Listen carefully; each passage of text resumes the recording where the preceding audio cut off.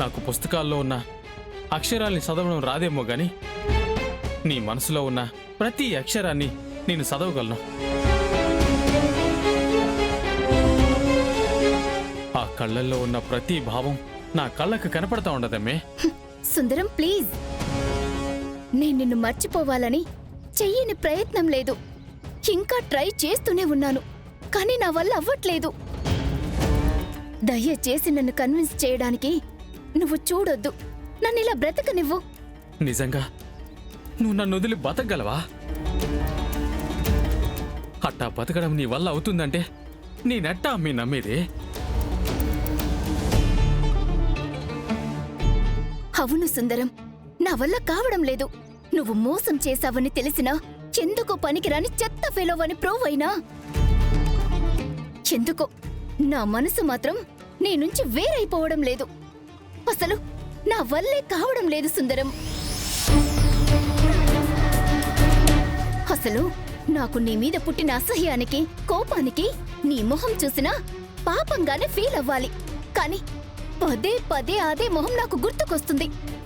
నన్ను ఉక్కిరి బిక్కిరి చేస్తుంది. ఇదిగో అమ్మే, దీన్నే కదా ప్రేమను పిలిచేది. దామిని ప్లీజ్ మే, నీకు దండం పెడతాను. నీకోసం నేను పూర్తిగా మారిపోయానమ్మే. ఆ దొంగ బతుకు నుంచి, ఎదవ జీవితం నుంచి నేను బయటకు వచ్చేస్తున్నానమ్మే. నా ప్రాణంతో సమానమైన నీ మీద ఒట్టమ్మే.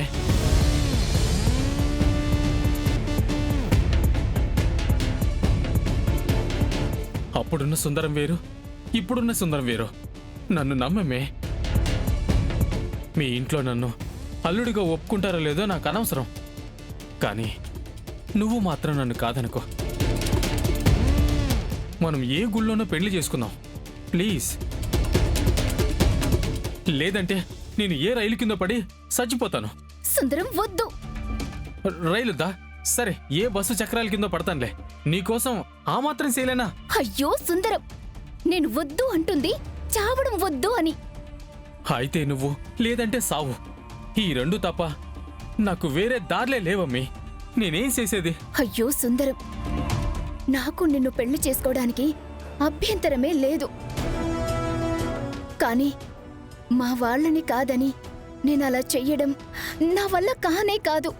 ఆ ధైర్యం నేను చెయ్యలేను. నిన్ను పెళ్లి చేసుకోవాలంటే అది మా వాళ్ళ అంగీకారంతోనే జరగాలి. అట్టా జరగాలంటే సరైన ప్లానింగు, డిజైనింగ్తోనే వర్కౌట్ చేయాలమ్మే. అట్లాంటి చేద్దామంటే మళ్ళా నన్ను ఏ మోసగాడిగానో డిసైడ్ అయిపోతావు. ఏమనుకోన్లే, ప్లాన్ ఏంటో చెప్పు.